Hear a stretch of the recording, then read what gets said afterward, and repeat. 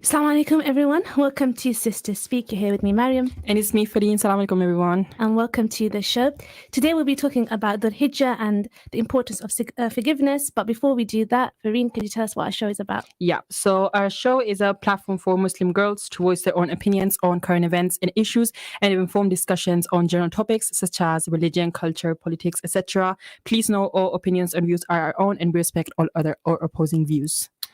As mentioned, all opinions and views are our own and respect all other opposing views. And if you want to join in that discussion, how can they contact us, Fareen? So you can call us on 01582481822 or you can WhatsApp us on 07779481822. We are also on Instagram at sistersspeak. So if you have any thoughts after the show, then you can DM us and we'll be more than happy to answer. And we are also live on Facebook at Inspire Family 10. As mentioned, we'd love to hear your thoughts. I'm going to start off the show with a segment called Thought of the Week. It's a segment where we share something insightful, something we're thinking about, or something that we just want to share, a personal anecdote. So, Fareen, can you tell us what your Thought of the Week is? Yeah, so now that I'm free and I don't have anything to do, I was just thinking about how actually addicted we are to our phones. Not even social media, just the physical comfort of having your phone in your hand. So for example, the other day I was at work and I didn't have anything to do and I didn't have any Wi-Fi. So all I was doing to not bore myself was just going through my gallery because I didn't have any Wi-Fi. I didn't have anything to do. And just having that comfort of actually having my phone in my hand, it's sometimes I feel like it's so... I can live without my phone. And I think it's a general feeling for everyone. And so for example, your mom's calling you to the living room, you go with your phone in your hand here and there, and there's always messages coming through. And my overall thought of the week is just the fact that I have to use my phone less. I don't know about everyone else. And that social media is always going to be active. There's always going to be new things coming on. There's always going to be new messages coming on, new posts. Social media is always going to develop, and just the fact that I need that comfort of having my phone in my hand and always knowing what's going on in the outside world, not inside my house, for example, it's such a scary feeling. And so what I'm trying to do now that I finished my exams and everything, I don't have anything to do. I'm just trying to be more active, not social media, not on my phone, not virtually, just active physically, talking with my family members. When my brothers, for example, they still have school, when they come back from school, so I'm talking with them, not on my phone, oh, look what this is what happened, this is what happened. So yeah, my overall thought of the week is just I'm trying to be less addicted to having my phone in my hand, not even just using it.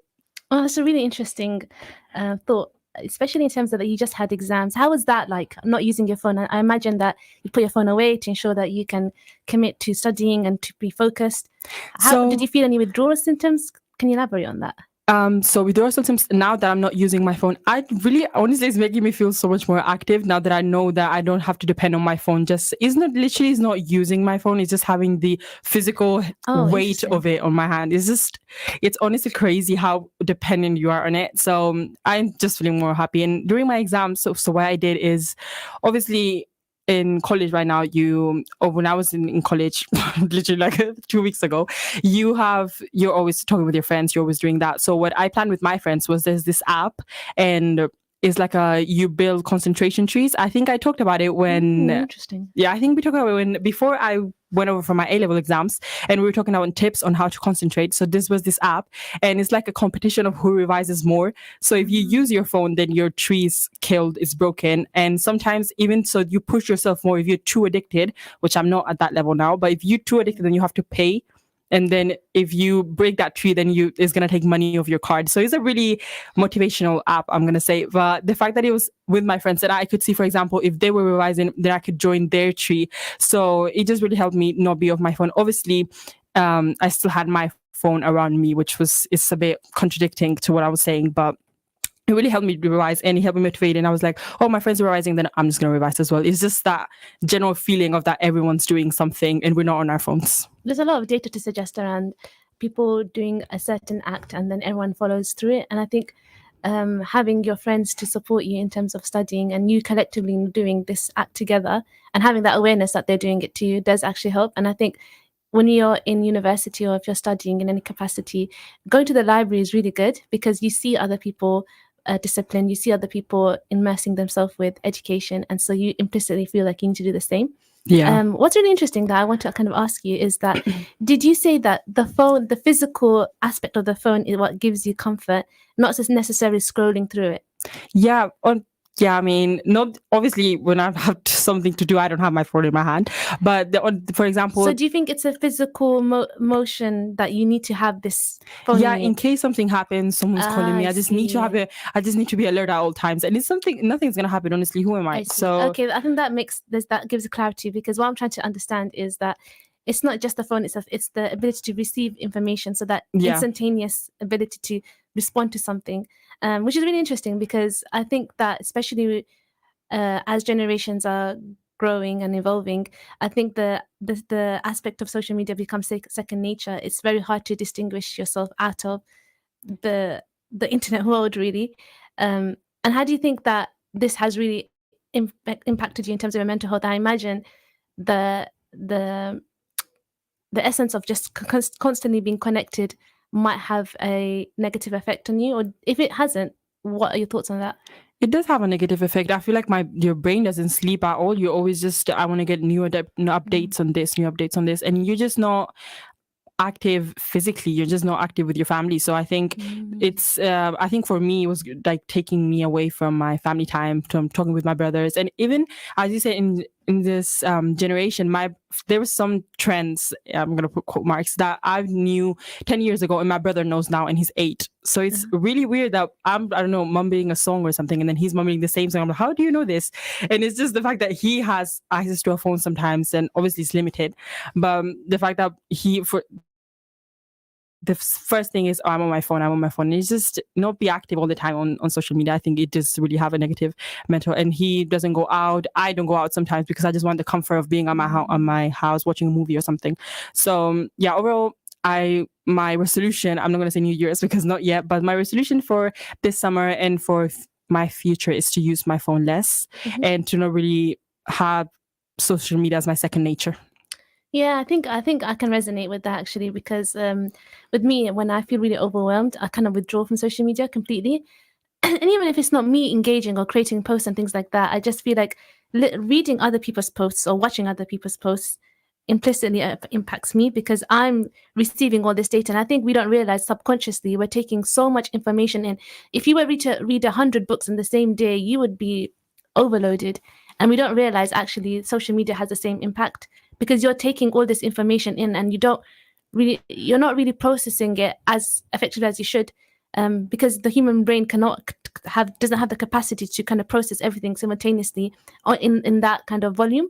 And so when we think about social media, we don't actually realize that we need to be very intentional with it, and we need to be more present in our actual day. And the irony is that whilst we're more connected with everyone else, as you mentioned, you become disconnected with the people around you. So in terms of your kind of moving forward, as you mentioned, you said that you want to be more present with your family, you want to be more proactive. Um, do you feel that is that something that's reflective of your friends as well? I imagine having friends that also don't have the same kind of mentality, that can impact the way you converse with each other, or is that something you're doing as a collective? Uh, I think this is just for my own personal, and I feel like Interesting. because in college you just go through 2 years, you're seeing each other every day, so there's not really much to talk about. We might just meet up on results day. Obviously, there's still contact. You still talk with your friends, but I feel like for 2 years you're still in that college and you're going everywhere. You're talking with your friends, and you essentially. When I used to come home from college, I used to sleep, so I really wouldn't talk with my family out all that much because I used to be that tired. But now that I'm just at home, I'm not doing anything. I'm talking with my friends. Just 10 minutes. I don't know, just, oh, how are you? I'm okay. That's it. But just, I don't know, talking with my parents, seeing what they do in the mornings, because in the mornings I used to be in college. It's just nice. I just like Oh, to be that's present with my lovely. family. And especially because I'm moving away, then I'm just feeling that I have to live in this moment. So then when I'm away, I don't feel guilty of, oh, I didn't spend much time. Now I'm alone, because I think I am going to have that feeling of, obviously, you're always going to feel homesick no matter. For me, I'm really attached to my family, and I almost feel like I'm too attached to our family, so I need a bit of independence. There's no such thing. I think family is like the most fundamental aspect of your life, and whether we stay with them or we're away from them, they are a big part of our lives, and we should have. I feel like Farin's getting emotional. I'm getting emotional. I'm honestly gonna miss my family so much because Oh, bless. I've obviously living by yourself is such a big thing, especially it's gonna be a new not a new country, but a new city and everything. So Yeah. I yeah, I'm haven't gonna. had that experience yet. And I can imagine I'll be very upset. I think it'll take me a very long time to adjust. And I think what you're doing is a great thing because you're trying to be more present in the moment with your family. You're trying to build bonds. And you think about it as well. I remember when I was in university and when I used to come home, my parents were asleep, my mum was asleep. And when I used to go, she was asleep. So I never used to see her because I would go to uni very early and I would come back very late to ensure that I can, take the best out of university. And I just remember that there were some points where I haven't seen my mum for 3 days and I live in the same house. And It's weird. and It's that's weird. when it occurred to me that I really need to actually balance this out because sometimes it's so easy to just become one dimensional and you're just pursuing this one thing, whereas you don't realize the other kind of responsibilities or you don't even realize that the other important things in your life. And I think from Islam, we learned that we should have everything in balance. And we talked about mental health in previous shows and Yeah. the aspect of studying in a more effective way. So you do listen to our other shows it's on iTunes or Spotify.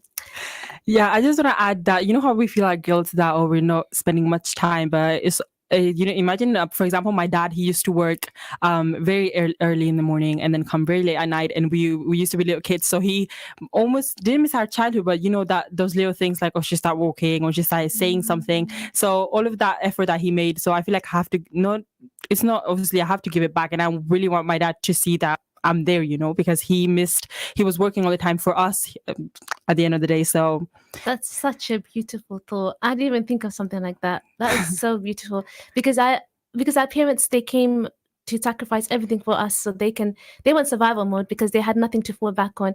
And you're right, they missed out on such big milestones of our lives because they were busy trying to make sure that we can survive, that we had food on the table, that we have a roof over our head, and more often than not supporting all their family members back home.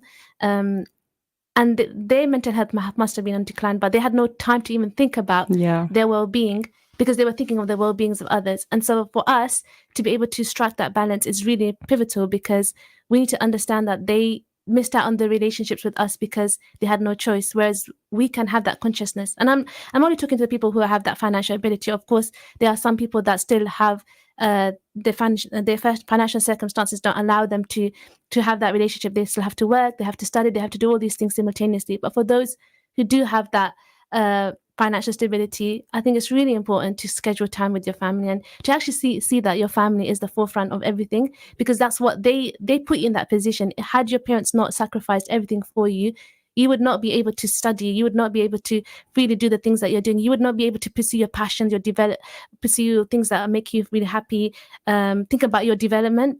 Those are unheard of for them. They could yeah. never have imagined that they could think about their development. They just could think about survival. So it's a very good thought that you have Thank you, mentioned. Mariam.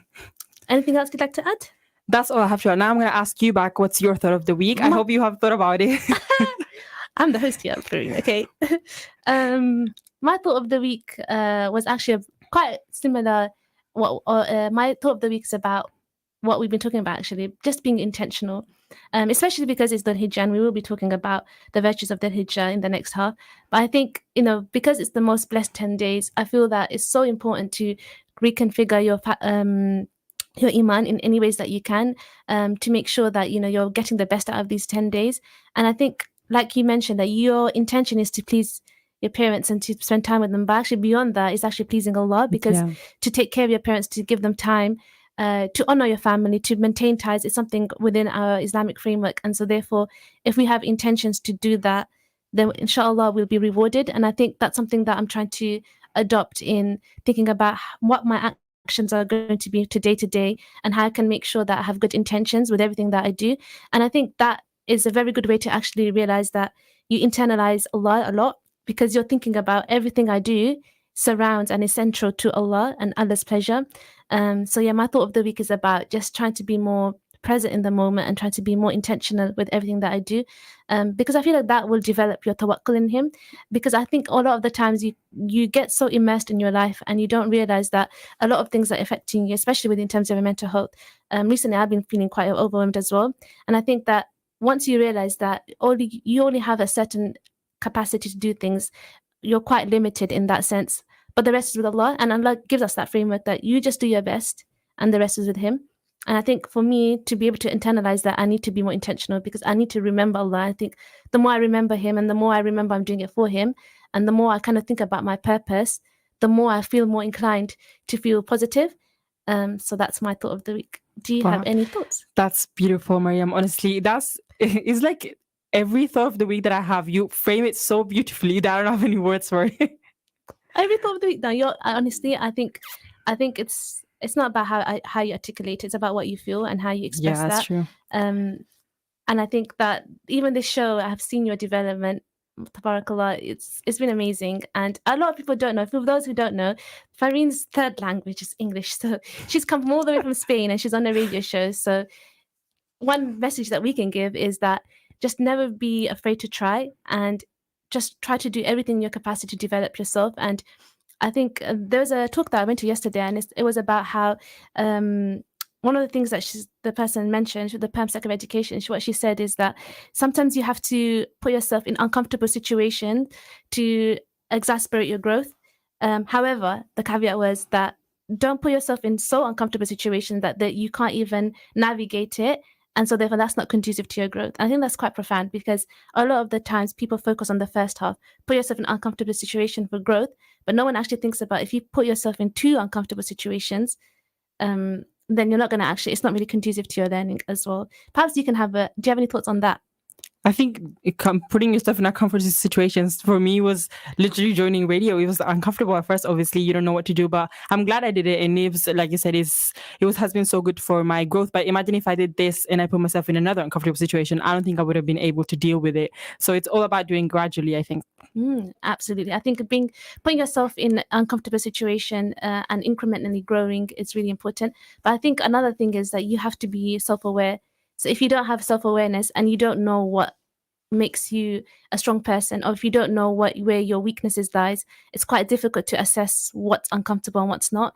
Another thing that was mentioned was that you a lot of people think about, how do you mitigate gaps in your own development. So if I'm weak at something, how do I develop that? But not a lot of people focus on what their strengths are and how do you become an asset to something. So if you're really good at speaking, how can I refine that and make myself even stronger that I actually become invincible? Let's just say per se. I think that was quite interesting actually. So what's your thoughts on that? Yeah, I think it's very true. If, for example, your skills, you're always looking up for your best skills. You're always looking to build them up, strengthen them up, develop them a bit more. And your weakening skills, for example, I would say, for example, my organization. Then I'm trying to work on it, but I focus on my strengths so I can develop them a bit more, get them, out there. Yeah, I think having that shift between your strengths and weakness is really important. I think there shouldn't be just one focus, because that's where it is. Right, we shouldn't think in a polar way. We have to be able to be quite holistic in the way we develop ourselves. I think that's going to be the end of the thought of the week, and I do have some questions that I do want to ask you.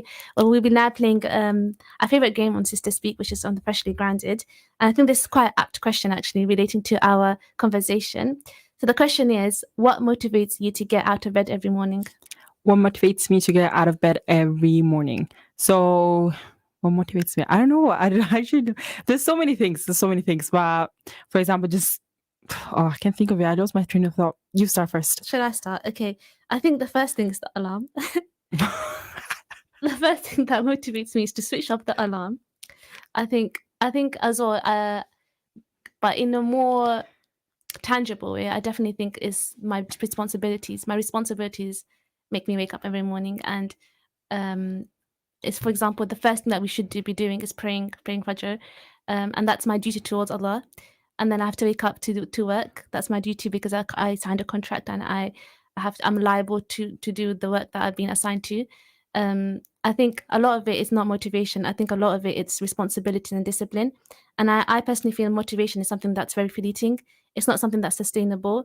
And I think as I have grown older, I realized that I have to really polish my understanding of how I can be disciplined and have to strive for exercising a good understanding how discipline functions in my own life, because discipline looks different in everyone's life, but it has to be effective to how you kind of work and function. And again, that relates back to my favorite thought of the week, and my favorite thought is having introspection, because if you don't reflect, for me personally, if I don't reflect and I don't know where I'm going and I don't know where I'm heading, I feel quite aimless. So I have to have introspection. I have to reflect. I have to understand myself, and then I have to understand what my purpose is. So my purpose is to please Allah. My purpose within that is with my responsibilities. And so for me, it's about actually gaining discipline as opposed to motivation. Yeah, so you don't think that motivation and discipline, for example, if you were waking up for Fajr, it's obviously your duty to Allah, but you also, I also get motivated, like, oh, I'm pleasing God. Yeah. So I do think that motivation does come with also with this Yeah, it discipline. comes with it. But I don't think for me, it's not the fundamental thing that drives me. It's discipline that drives me. And I think motivation is something that I don't latch onto it because I know it's going to, for me personally, it's something that's going to just dissolve. Whereas other people, perhaps motivation is something that they feel like, oh, I've done this thing. Yes, that's a really good feeling. I'm going to do it again and again. But for me, that's not sustainable. I will feel good for a couple of days and then I'll be like, no, I don't want to do it anymore. So I guess, yeah, what's your thoughts on that actually? I think I get more, it's like a balance between discipline and motivation. I think they're on the same. It's like 50-50 because, for example, just waking up, I have something to do. I'm motivated because it's gonna, I don't know, I'm gonna get my steps in or I'm gonna meet with my friends. So discipline is also very important in my life, but I think I put motivation first instead of discipline. So we are different. Yeah, we are very different, and people have different ways of approaching things. On that note, I have another question actually. If you could give me a piece of advice on anything, what would it be? If I could give you a piece of advice, Yes. all my advice I get from you, what am I supposed to give you? A piece of advice. You have so much to offer. You have so much experience. You have a bank of experiences. Share them with me. I have no idea what kind of piece of advice I can give. I'm just going to say to try new things. I always say this. I said this as my thought of the week, just in general, not to Mariam, but also to Mariam. I want it to be me. I want it to be tailored to Mariam. You want it specifically to you. Okay, to everyone in general, I'll just say try new things, join everything that you like. Like we said, build your skills up and all of that. And for Mariam, I'm going to say... I don't feel like there's any advice I need to give you. Wow. I feel like all my advice I get from you already, so there's nothing I can offer you back, I think. I feel like people think that just because you're a certain age and you're older, you have experiences, but I genuinely think that you can learn the most from people who are older than you and younger than you because you're more dynamic and you're fresh in terms of your education and you're navigating so much different challenges that I didn't navigate through. And so even your social media aspect in terms of holding the phone, that was really intriguing for me. So you have a lot to offer. I think that's what I want you to get at. But clearly you don't want to answer my question. Let's move on. Let's move on. It's okay. It's okay. Like, I put on the spot. I'm sorry. That's okay, Mariam. There's only one. It's only me today. It's just me and Mariam, by the way. That's why she put me on the spot. This is a personal one between me and you. Okay. I think this is very important for me to understand. In fact, perhaps this would be a good segue for the last question. Marine, how can I improve my communication skills with you? How can you improve your communication skills with me? So I'm going to say, because sometimes I feel like Mariam speaks too fast. And I think I've said this so many times before, but Mariam does speak really fast. And I'm like, wait, what did you say? And then when you repeat it again, I also don't understand it. But sometimes it's embarrassing to be like, oh, Mariam, can you repeat this again? So I just nod, hoping that it's not a question. So I'm going to say is for the next time, I feel like we should slow down. There's also sometimes where where you say something and then I say something back and we're having two completely different conversations. I feel like we just walked together and it was kind of happening. So I said something and then Mariam was like, what? And honestly, I didn't have the energy to reply. I was like, let's just leave it. And that's really interesting because I didn't feel like, I thought we were on the same page. Really? I don't think we were. When we were coming down, I don't know what we were talking about. And I said something and I feel like I changed the topic a little bit, but you were still on that page. So I think I moved on too quickly from that page. I think that's what happened. So I think I need to be more proactive in terms of listening to what you're having to say, or perhaps like I'm still having this conversation. I should engage in that conversation, topic with you. It's my communications with you, and so therefore I need to be. I actually think you talk quite fast as well, so that's why I thought we understand each other. Yeah, that's why. In my mind, I don't think I talk that fast. Well, you talk more faster than me. Probably. Oh no, that's really good feedback. I think it's very good. It's very valid actually because I do speak very fast. Yeah, and speaking about all this stuff is really beneficial to everyone. It's not even a friendship. In any relationship, communication is literally the first thing. And just saying, oh, you said this to me, I didn't like it. Just that is going to improve your relationship so much better. It's really interesting because we both came to the studio together and I thought our conversation was very fluid, but you said that you felt it was disjointed. And so therefore now I have to be more conscious of that. Which is a good question you should ask your friends. I think for those who didn't hear the question is, how can I improve my communication skills with you? I think that's a really good way to understand each other and to kind of develop a good bonding with someone and gaining feedback. But we are now coming to the end of the first half of the show. It was really interesting to hear your thoughts on multiple things, for example, my communication skills.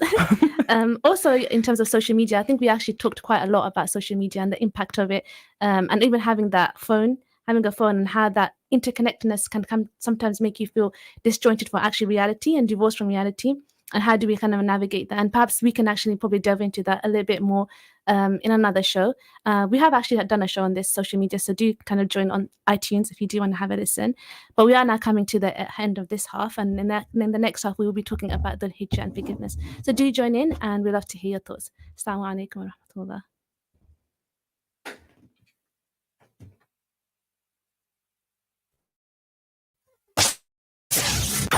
This program will continue after the break. Continue listening to Inspire FM. Inspire FM. Inspire 105.1 FM. Ready to be part of something extraordinary? Inspire Eid is coming back on June 28th and 29th, and we need volunteers like you. Want to boost your CV while making a positive impact? Join us and enhance your professional profile with valuable skills like event coordination, community engagement, and teamwork. As a volunteer, you'll gain hands-on experience and build a diverse network, from helping with event setup to engaging with attendees. Your unique skills will shine. Sign up today on inspireeid.org or call us on 01582 481810. You don't have to go to Pakistan to enjoy the finest Asian food. Enjoy a great choice of authentic cuisine at Little Lahore Tandoori Restaurant and Takeaway in Dunstable. With mouth-watering chicken, lamb, veg and fish dishes, Chersi Karahi, Nihari, mixed grill, platters and for so much more, the Little Lahore Restaurant also has a separate hall for private parties for up to 50 people at 2 Nicholas Way, LU6 1TD. Or order via Deliveroo, Uber Eats or Just Eat. We also provide external catering. For more information, call 01582 353 983. That's Little Lahore for the finest Pakistani cuisine.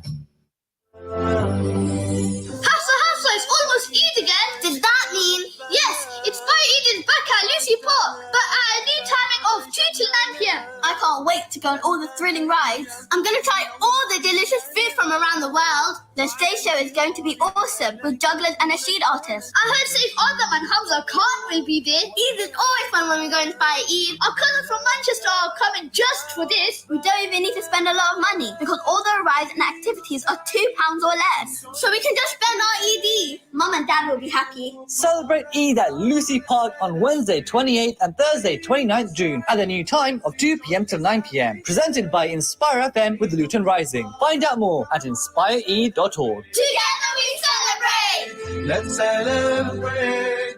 You are number 19 in the queue. Tired of hearing this? Waiting weeks for an NHS appointment? Optimise Body and Mind puts your health first. I took a blood test and found out I was vitamin deficient. That's right. Urgent GP appointments for just £45. Prompt, personalised care when you need it most. I took a vitamin injection and now I feel like a new person. Deal with symptoms, vitamin deficiencies, hormone imbalances and pick up any early signs of illness. Put your health first with Optimised Body and Mind. Call us on 0333 012 4214 or visit optimisedbodyandmind.co.uk to book your appointment today. Your health is our priority.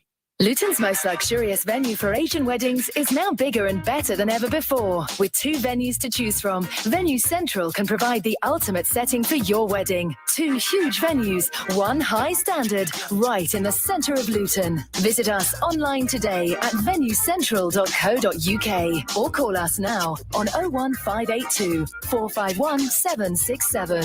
Venue Central, affordable luxury in a central location. Ibrahim was prepared to sacrifice his beloved son to prove his faith, but Allah offered a ram in his son's place. So every year we prove our own faith with a Qurbani sacrifice.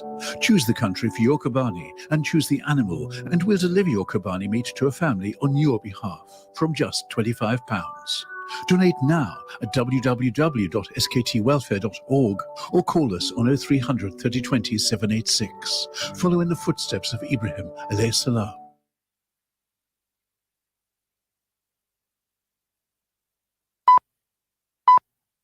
From the studios of Inspire FM, the time is now 6:30.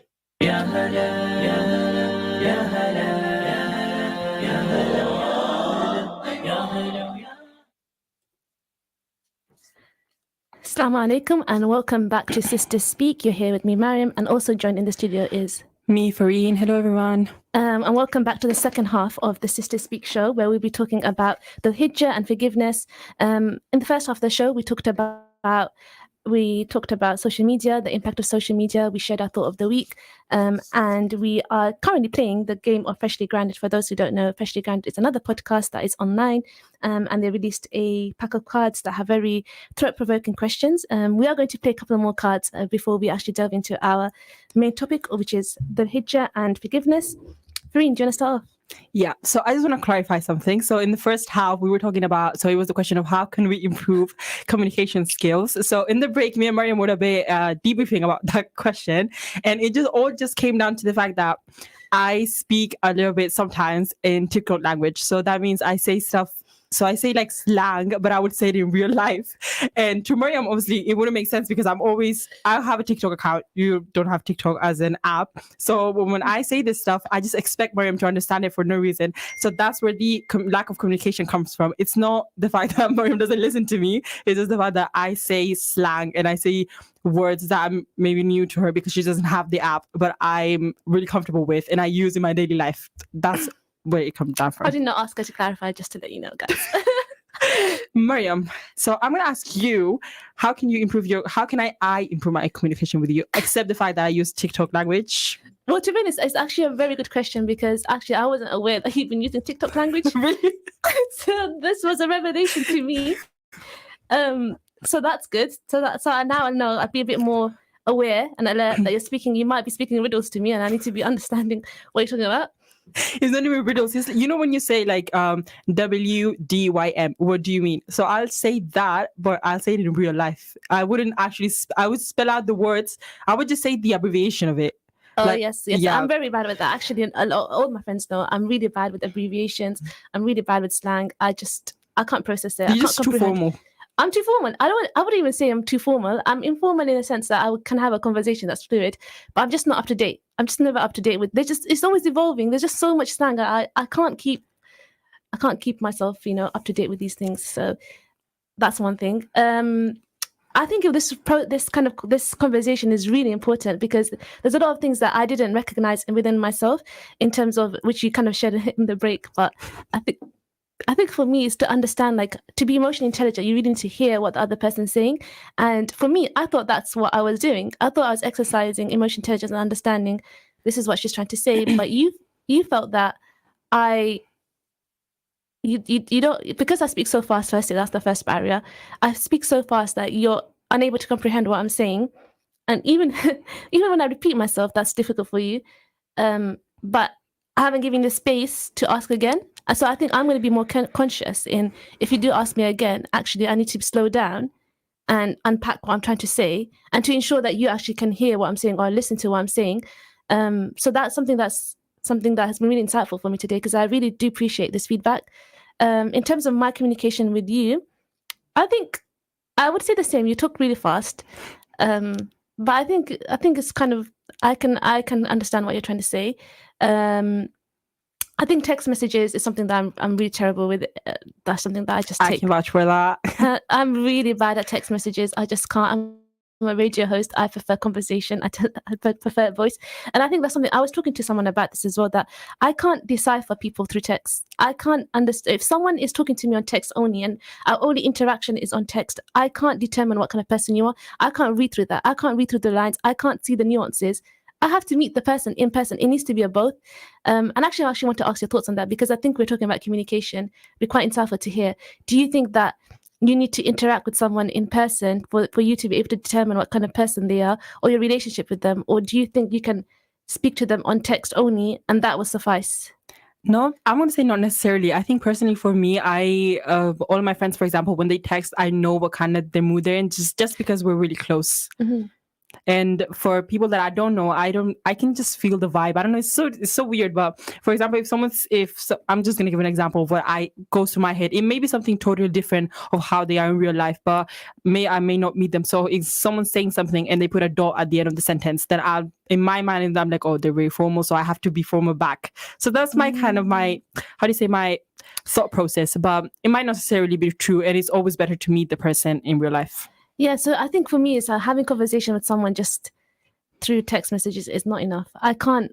For you, would that suffice? Say if you met someone and you only met them once or twice, and you're just texting them, do you think you're able to determine that person just through the text message interaction? I think it's weird because in my mind, I already have a personality for them, but they may be completely different in real life. But from the experiences that I've had, for example, I was texting just a classmate that I had, and she was the same exact person that I met through text, which is really weird. She was this really like bubbly person. Sometimes when you're texting someone through text, you always obviously feel more comfortable through the phone texting. But then in real life, you maybe she's shy, maybe she's this, but she was the exact same person. That's a good green flag. It was a I good think green the flag. difficulty is when you can't find coherence in someone's text messages and their personality, and it's very destabilizing, actually. You know what's sorry. Go ahead. You know what's weird? I'm just going to share something really quickly. So when I first came into college, so we had this Spanish class, in my Spanish class. So for the first week, we were all so awkward with each other. We didn't say hi so we were just in our little groups, when people that you just know. But then we created a group chat, and then we started talking in that group chat. And then the week after, we started talking to each other in real life. So we got comfortable through text, and then we got comfortable in real life, which is really weird. And now that I think about it, in that moment, I was like, oh, thank God we have a group chat. Now we're going to be comfortable, which is... It's not necessarily we were in that same class. So I think it's because of the nerves of joining That's sixth really form. interesting because I see where you're coming from in terms of it breaks the ice. It breaks the ice, yeah. When you're speaking on text messages and you first speak to someone, I think people are more willing to be vulnerable on text because they can decide what they're saying. It's quite conscious, it's quite intentional. And you can delete messages and you can decide what you're going to share. Whereas when you're speaking in person, whilst you can be conscious of what you're saying, sometimes things will just slip out without you even realizing. And even if you want to be very conscious of what you're saying, then it's not an organic conversation, and that impacts the way someone receives impacts your bond. So I do see what you're saying. Yeah, for example, if someone thinks this message is funny, then everyone's gonna think it. But if you're in a group and someone thinks it's not funny, it's like a peer pressure thing, I think, in real life. On that note now, I think we are going to move into our main topic of the day. It was really good to talk about our feedback on our communication skills. I think we should do these kind of exercises more often. I really value feedback, and I really value people who have emotional intelligence. And so for you to tell me that this is the things that impact our relationship, it has been really valuable. So thank you, Fareen, for sharing that. That's okay, Mariam. Thank you for giving me feedback on my communication. I'll work on it now. So the main topic we are going to be talking about is Dhul Hijjah. We are in the month of Dhul Hijjah. And for those who don't know, that is a month in the Islamic calendar. We go by the lunar calendar. And I wanted to talk about Dhul Hijjah because obviously next week will be the day of Arafah, and following that would be Eid. And I think post-Ramadan, a lot of us go back to our daily routines and we forget to actually emulate the kind of characteristics that we developed during Ramadan and our potential that we reached in terms of doing a lot of good deeds. So I just kind of want to talk about how Laylatul Qadr is literally the pinnacle of the last, just how Laylatul Qadr is the pinnacle of the last 10 nights. The day of Arafah is the same, and the first days of the first few days of Dhul Hijjah is the same kind of essence. So how we put a lot of focus on Laylatul Qadr and the last 10 nights, I think we should have that same mentality for the first 10 days of Dhul Hijjah. Just some hadith on this. One of the virtues of some of the hadith that regarding Dhul Hijjah is that Muslims, there will be millions of Muslims that will be freed from the hell of fire, and this is narrated in Sahih Muslim. And your sins from the previous and next year will be forgiven if you fast, which is again from Sahih Muslim 1162. And there is an hour where you will make dua on the day of Arafat. If you make dua, your duas are accepted. And the reason why I wanted to talk about this, because I think that, especially that we are in these most really special days, I think we should try to take advantage as much as possible. Because the Prophet ﷺ said that there's no good deeds done on other days are superior to those days on the first 10 days of the Hijjah. And I want that to set precedence of our whole show, because I think it's really important to talk about how we should adopt really good habits during these special days. So, Rina, I just wanted to ask you, how do you envision yourself in the next 10 days, and how you're going to adopt good practices as you did in Ramadan, and even better in Ramadan, for you to be able to take advantage, as the Prophet ﷺ, that there's no better days than these. Yeah, but I think it's just Ramzan was a really good month to build up those habits for this is just 10 days, so it should be easy for us going through such a big month. So I think for me personally, in Ramzan I did many good habits. Like I was praying on time, and I was seeking repentance, forgiveness, and I've been, you try to do this stuff when you don't get too caught up with life, and now that you have this 10 days, I don't have anything to do, so I'm really going to take advantage of it, ask for forgiveness, repentance, and yeah, and just I feel like for these 10 days I also want to inform, like how do you say, teach my brothers a little bit about it, because I don't think they know that much. So from what I know, and just kind of talk with my parents, and yeah, that's what I'm planning to do. Oh, so you want to just adopt some new habits, or even just kind of polish the ones that you have already. Reinforce the ones that I did in Ramzan, but I just got too caught up, too busy, and I just couldn't do.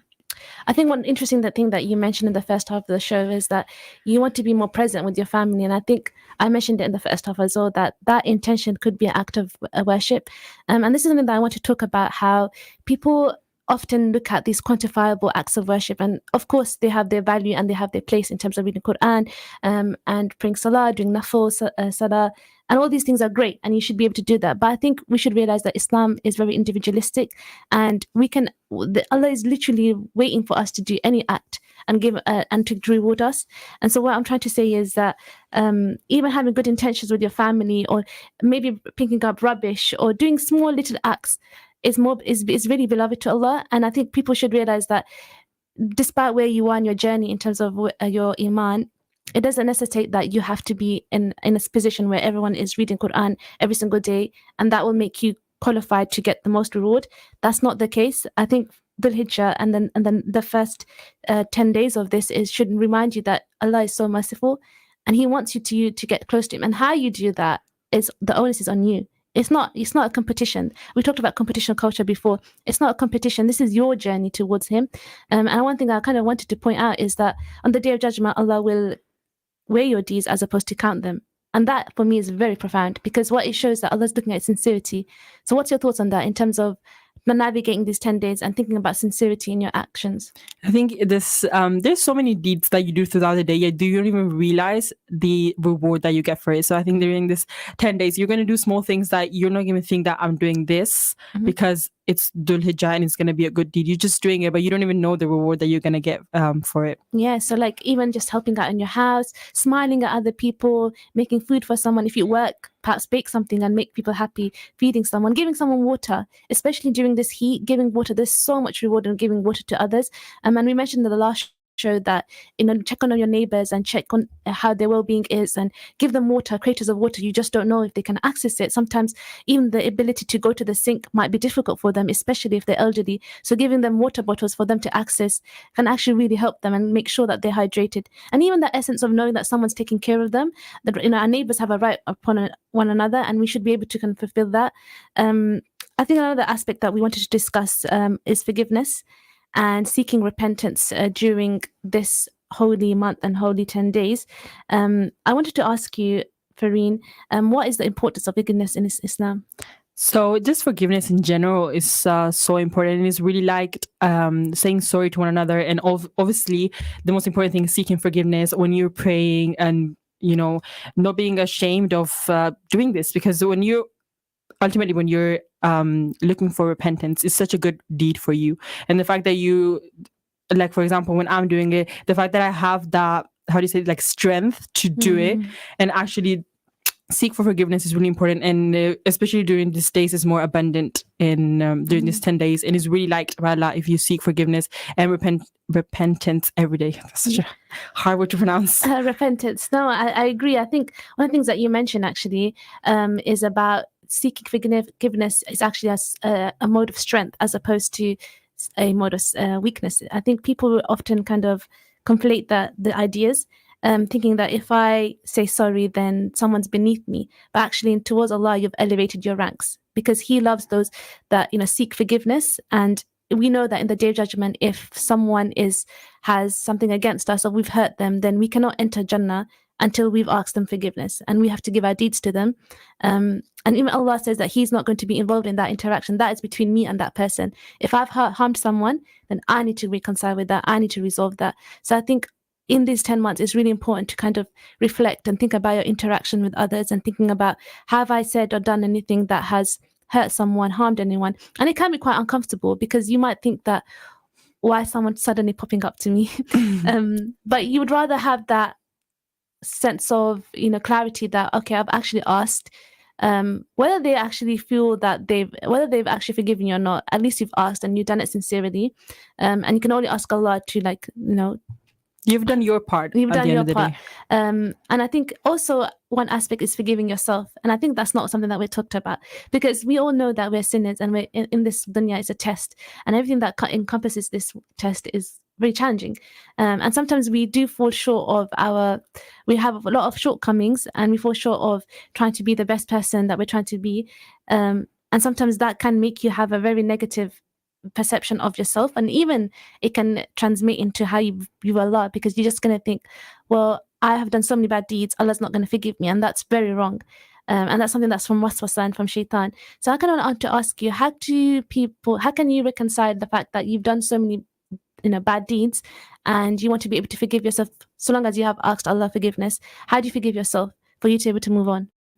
So like you said, at the end of the day, Allah is the most, if you're doing with a sincere heart, sorry, and you are repenting, that word again. If you're doing with a sincere heart, and you know that your intentions are pure and your intentions are good, and you're seeking forgiveness just to praise Allah, then, sorry, what was the question?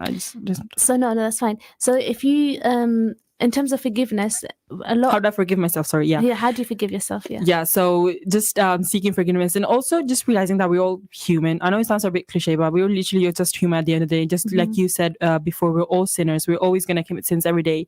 But just the important thing is always, for me personally, I feel like when I seek forgiveness, you don't try to make that mistake again. And I think that's a really important thing to note, that when you're seeking forgiveness, you're doing with the intention of praising Allah. So you try to forgiving yourself is also not making that mistake again. And even if you do, then don't be that hard on yourself, and then you can always seek forgiveness. Yeah, absolutely. I completely agree with you. And I think the whole notion of forgiveness is so important in our religion. And even Allah says, the Prophet ﷺ said that whoever suffers an injury and forgives the person who's responsible, Allah will raise his status to a higher degree and remove one of his sins. So I think that gives precedence of how important it is. But also I think to be optimistic in his forgiveness, and to know that so long as you have air in your lungs, you have the capacity and the opportunity to ask forgiveness. I think one thing that we talked about is how it impacts relationships. How do you think it improves relationships when you ask forgiveness? When you ask forgiveness, it improves massively, because you have to be humble in every situation that you are, and admitting that you're sorry, admitting that you made a mistake is such a big thing, and it doesn't show at all any weakness. It just shows that you're a humble person, you're human at the end of the day. Yeah, and we believe that if there's an atom or even a mustard seed of arrogance, we not enter Jannah. And so actually this exercise is very good to purify your heart. What advice would you give to people who have been affected by something really bad, and the other person hasn't taken accountability, but they want to be able to forgive them, but it's just really difficult? And this is not to say about oppression or abuse, none of that. Just maybe an interaction that can be forgiven, and it's not as detrimental to the heart, because obviously everyone has a right not to forgive people who's harmed them. But for those who want to strive for that forgiveness and want to have that lightness in their heart, what advice would you give? I'm not sure. I did go through, from my own personal experience, I did go through this just a little argument that I went through with my sister. And I feel like with immediate family, you don't really say sorry as much, and it's not that normalized. So we didn't speak, I don't know, for 3 days. It was honestly sister stuff. Yeah, no, I understand. So just saying the word sorry, it was just so weird. But the fact that I did it and she did it from her part just made me feel so much better. If she didn't do it, then I would have felt like it was all my fault. So the fact that she did it just brought me peace of mind, and then that we were just okay after that. So like I said before, honestly, saying sorry, it just shows that you're a good person, that you're not afraid to making mistakes. I think that's really interesting, the point that you make in terms of family. I think, especially if you come from certain cultures, people don't tend to directly express that they're sorry. They try to do it in other ways in terms of giving food. I was literally going to say that, food. But I think that people have different languages, and people have to be able to communicate according to those languages. So for them, especially for my family generation, for them, that was indicative that they're sorry. But for us, we don't feel that that's an apology, because that's not what we're accustomed to. We need that direct response. And I think that's where emotional intelligence really comes through, because you have to understand people communicate in different ways, and the way they receive that information would be different to how you perceive what's correct and what's not correct. And it's all subjective, really.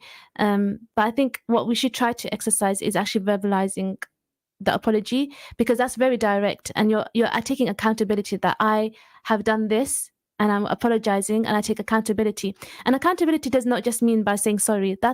Your apology doesn't stop as just you verbalizing it. Actually feeling sorry, and I don't know, I feel like showing that you're sorry is actually such a big thing. And I think for children, that's what they do when they obviously, children, I don't think that they don't have that much emotional intelligence at this age. So I'm just I think children have a lot of emotional intelligence, but they just don't have to express it. Yeah, definitely. So for example, I'm just gonna take for example my brother, because he's like 8 now. Mm-hmm. So when he's sorry or he has done something, he doesn't say it. He just comes and like, wherever he's hurt to you, for my knee, so he just come and touch my, it's just, no, I see what it's the way that people say sorry to you, and you just have to kind of understand it, especially when it's immediate family. I think it's easier as well. I think for children, because they don't have the ability to verbalize it, that's a whole different story. But I think as adults, grown adults, I think it's really important in terms of communication to be able to verbalize that you're sorry. And of course, I think, like you said, a lot of cultures, it's quite a negative thing to say sorry, or it's something that people resist.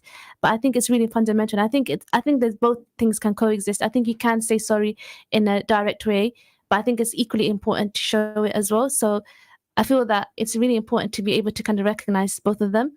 But yeah, I think the next question what I want to ask you is, what kind of emotions do you have to navigate when you say sorry? Because I feel that a lot of people can say, well, for some people it's really easy to say sorry, and for some people it isn't. Do you think you can talk about how these emotions can impact you, especially when you're trying to verbalize it and you really can't? There's so many emotions. I don't think as much as I'm saying all of this, when there comes the time to say sorry, when I know it's not my fault entirely, or I didn't do anything, but there's always an argument, then when I say sorry, I don't necessarily hold grudge, but I feel a bit angry. So, but I think forgiveness comes before anger, obviously. So even if though it's not my fault or I didn't do anything, then emotions like anger, and there's so many things that you feel when you're seeking forgiveness. You feel sad sometimes, or for some people, I think for me personally, when I'm praying and I'm seeking forgiveness, I feel so happy that I did it, and that I asked for it, and that I was actually to put myself in that uncomfortable position at the end of the day to actually do it. So it's different when I'm seeking forgiveness. For example, when I'm saying sorry for something that wasn't my fault, then I feel a bit angry. But it always, of the forgiveness and the fact that I did a good deed, always overcomes that emotion of anger. But in praying, you just feel happy. I think that's such a beautiful point that you made, that the ability to ask forgiveness from Allah will be different to your relationship with people. And I think it's very easy to ask Allah for forgiveness because you know that He's the most merciful. And we should ask forgiveness more often. I think that's something that I should hold myself accountable to. But in terms of people, one thing that you mentioned is that you're apologizing to someone, especially in terms of an argument, and you want to do conflict resolution, and you necessarily feel that you haven't done anything wrong, or you haven't done anything wrong, and the other person feels the same way. So how do you mitigate that? I think the first step is to apologize if you made someone feel in a certain way, because feelings are quite subjective. And so even if you feel that I didn't do anything offensive, but this person's offended, the fact that the person's offended, I think it's emotional intelligence to actually acknowledge, okay, my actions have impacted you, and I apologize for that. And of course, with that same person, you're not going to act in the same way. I think it's a mark of maturity. And I think it's really important that we learn to apologize for that. I think the kind of implication of that, when people have those situations, you feel that if I say sorry, this person's going to think that their actions were justified. And that's not the feeling that you want. And I've had so many occasions where this happened, that I've said sorry, even though I know I haven't done anything wrong. And I've apologized for making that person, I've apologized to that person for making them feel the way that they did. But I always feel in the back of my head, well, now they're going to think that their actions were justified, and it's completely not.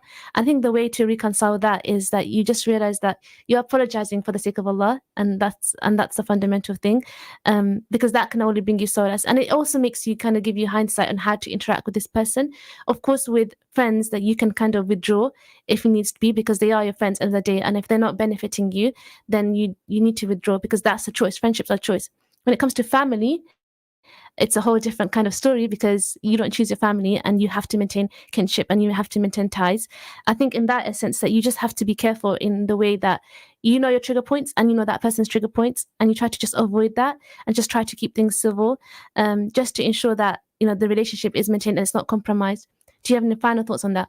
It's like you said, it's all about maturity. I think as we grow, when I used to say sorry and the other person didn't feel so, like, you feel so many emotions, but it's always important to seek forgiveness. I think we're running out of time. We are running out of time. I think it was a really insightful conversation. Thank you, Fareen.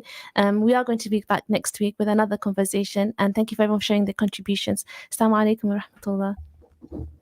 Assalamu alaikum. In Luton and its surrounding areas, it is now time for में नमाज़े असर का वक्त हुआ चाहता है। This azan has been sponsored by Ideal Properties. Contact us on